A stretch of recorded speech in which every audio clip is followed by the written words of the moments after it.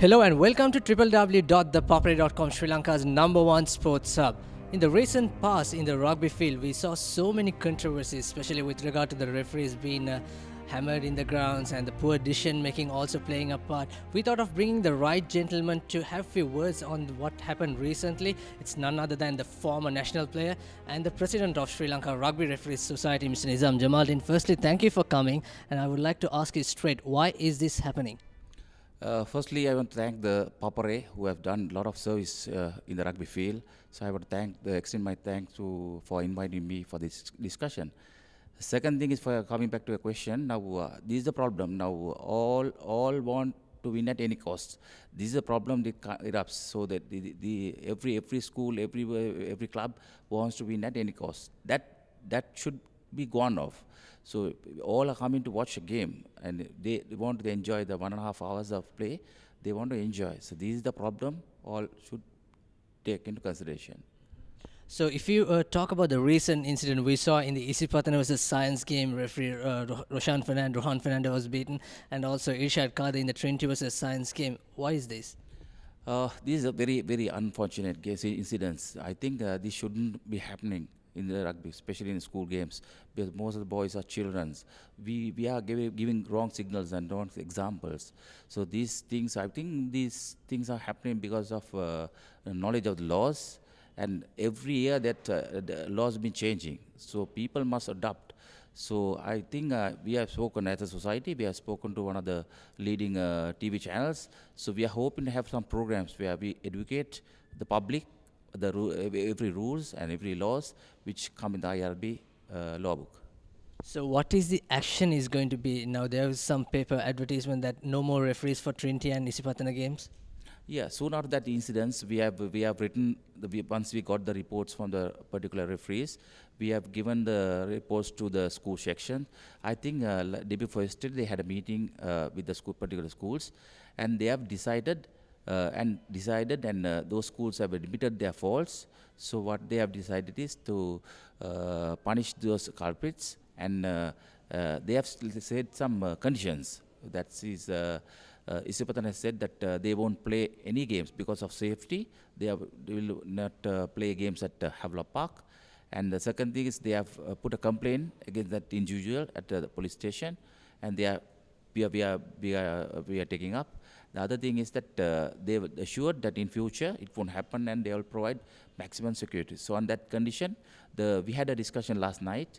So as a committee, we decided that rugby is the most important thing for us, and especially the schoolboys. We can't deprive the schoolboys from playing good rugby. At the moment, they are playing good rugby. So we want to take part, and decided to provide referees for the future games. But in the meantime, what the school section has said that Trinity College is assured that that's the condition they laid out, but it's not in writing. So we are waiting for the Trinity's report, the letter. So when the principal gets the report, we'll discuss again, and we'll see that providing match referees for the Trinity host games. I also like to illustrate further. Now, it's not all the Trinitians are like that. It's only few. One person is enough to spoil the entire cup of tea. So, you being Isipatana, same thing for Isipatana as well. But in terms of their playing in the field, both Isipatana and Science, they are showing great discipline in the field. So, what would be like being in the police, and also what would be the maximum or the minimum police officer you should put as security for the ground? Yeah, I think personally, I don't feel that putting policemen and just surrounding the referees and coming like it's not good for rugby, and it's not good for the referees also. So we are as at the moment we are refereeing for school games. So we are giving wrong signals to the school boys, because once the game is over, all the policemen, all the security guards, they just protect, they cover the referees and coming. It's bad. I mean, it's not feel. See international games that how after every game there how people respect the referees, they respect the players, they hug each other, they shake hands, and that is nice, and it's a very interesting, and but those are the examples we have to take in. So at the moment now all are passionate. As I said earlier, all want to win at any cost. That word should go off. we enjoy rugby, so that's all spend money and the valuable time to watch good rugby. At the moment, players, schoolboys, they play good rugby. What are some certain individuals, they create unwanted issues and they try to disrupt this popular game. And I also want to ask one of our social media, one of our fans who asked this question on the social media platform that alcohol should be banned for the fans, especially concerning about the school's rugby. Yeah, it's up to the school section, schools authorities. They must decide. But personally, for me, you should ban, because when some person come in drunk, they are different, not a person who is behaving properly. So I believe it should be banned. But even if the home team have put enough security, that should be have that could have stopped, right? Yes, yeah, they should ban not from entering those people. That you can easily recognize a drunk person. So if you can just control them and just prevent them from entering the club and entering the grounds, it will be good for rugby. Now let's talk about the referees making mistakes on the fields. In terms of referees, do you all think all the coaches knowing the particular rules in the breakdown and etc.? I don't feel that most of the coaches know. That's not the. If the coaches know, they'll teach the players. So as far as referees are concerned, we have. I mean, we are doing a lot of work. So we have training programs for fitness trainings every week. So if thrice a week, so then we have the training programs. We have level 1, level 2s. So we are doing a lot of work and reviews, midweek reviews. So every game is being reviewed. I mean, every game we get the videos, we see the CMO reports. We study that report. We talk to the referee and see the videos. And wherever possible, we try to educate the referees and what are the mistakes and what are the plus points and negatives. So we are areas where we have to improve. So we do a lot of work. In the meantime, even the spectators, I feel the spectators doesn't know the upcoming laws. I mean, it's updating laws. So for that only we have spoken. I think ThePapare will help us. We are also doing our best to educate these people and realize and understand, try to understand what is rugby. Well, like you said, that most of the coaches don't know the rules, but the coaches say that the referees don't know the rules at time. Maybe they know in paper, but when it comes to real action, practically they are just missing what it's in the book. What I feel is that coaches, they are qualified coaches, but when come to rugby, they also some at certain times that they go for win at any cost. As I said earlier, that should be gone off. So we have to teach. These are schoolboys. One day these schoolboys will go to represent the country, club. So what we have to do is teach them good techniques, good thing. And the most thing is they have to teach them what is values in life, values in rugby. If most of the boys doesn't understand that, so when that is being violated, these problems will come in. So in international, when I officiate in international games, it's so easy to referee because all are familiar with the laws. They know what to do and what are the illegal things. They won't do that.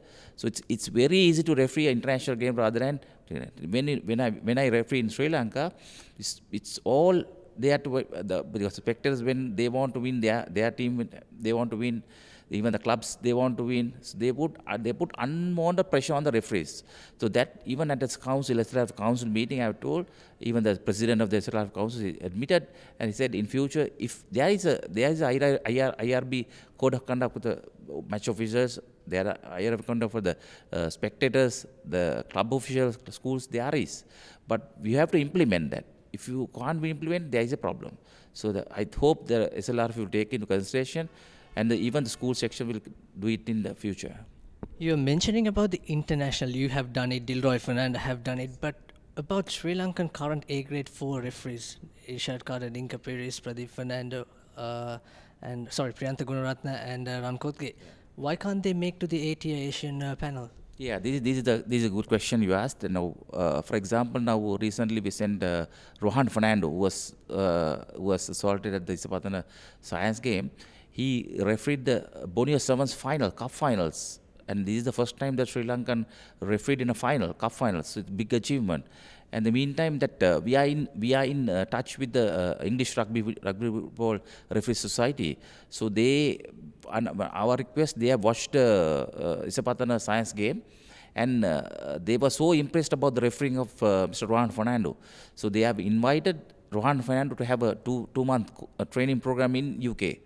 So that's a plus point for us. And they are also willing to give us some help by giving coaching tips. And hopefully in July we are bringing down a CMO, a referee coach from England, to coach our referees also. So at the moment we are doing a lot of work and a lot of expenses occurs. So we trust that our referees are also good. And they might make mistakes. I think there is no person who is perfect. We all make mistakes, but you have to say what the main thing is. You have to respect the decisions, and win or lose, we have to respect the decisions. Indeed, they are the co-parts of value, respect, and integrity of rugby. Talking about the development, and there was Garrett Williamson was appointed as a referees consultant. Now his service is no more. Is that a big loss? Yeah, initially I think it's a loss, but money comes in. No, it's a costly program that Mr. Garrett Williams was then. At that time, it's SLR for run the society. Now it's society have been formed and they are running the show. So that for that only we have spoken to the English Rugby Union. So they have said that they will send some CMOs, that referee coaches, who will come down to Sri Lanka probably in July, and try to see that what are the development areas which referees will do, and give them training trips, and what they will be taking 2 of our referees to England to have a training program. So finally, what if in the coming weekends game if someone threw a water bottle to the referee? What's your actions going to be? Yeah, that's up to the school section and hosting school. So I hope that it won't happen again, and all are aware. So if that again happens, when we have to have serious thoughts, and we will have to take stern decisions. So we have 4 A-panel referees. Some coaches, players, and even the fans say that they are not really qualified enough. What's your view on that? I don't agree with that. We have good referees, and apart from the top referees, we have identified about 8 referees more. They are upcoming, so we have to give some time to build up, and so that in future they will be also compete with the A-panel referees. So we are doing a lot of work. I think we are a lot of hard work. Even the referee coaches, they do a lot of work. Our society, as a society, we take a lot of decisions, and hopefully in the coming years it will be good for Sri Lanka. Well, quite interestingly, after the Wesley versus Isipatana game, I was asking few Wesleyites, few junior players, whether, son, what do you want to be after playing rugby? Would you like to be a coach or a referee? And they said, no, not a referee. What's your answer for that? Yeah, that's the good example where people doesn't like to be a referee, because at the moment referees are in the receiving end. So you have to respect that. Even a small children, as you said now, small children, they doesn't know the law, but what the elders say, they get it. They get it. So that respect should be given. I mean, if the respect given, lot of referees will join in, lot of schoolboys will join in. So recently, I spoke to the school masters, the principals, and very sad part is only 4 schoolboys attended the training. So this is the lagging part. Even at the council meeting, I told the clubs to send even the past players, but they are also reluctant, because the abuse, the threatening, the unwanted remarks made by the public, even no one will take up refereeing. So we'll be losing referees. What we have to do is we have to encourage referees, just trust these referees, and just helping hand, give them helping hand. I think hopefully by next year our referees will do better. Thank you very much. So, Nizam Jamaldeen, speaking about the referees and how to respect a referee regardless of their mistakes on the field. It all happens even in the international arena. We saw what happened against the Australia versus Scotland game in the World Cup, where Craig Jabber made a blunder. So this is also part and parcel of the game. So only few people on the field that causes the problem. Well, outside the field that causes the problem. So that's all we have from Mr. Nizam Jamaldeen, former Sri Lanka player and the president of Sri Lanka Rugby Referees Society. Thank you very much for your time and coming here. Thank you very much for inviting me. So that's it. I'm Sabir Kadir signing off for ThePapare.com.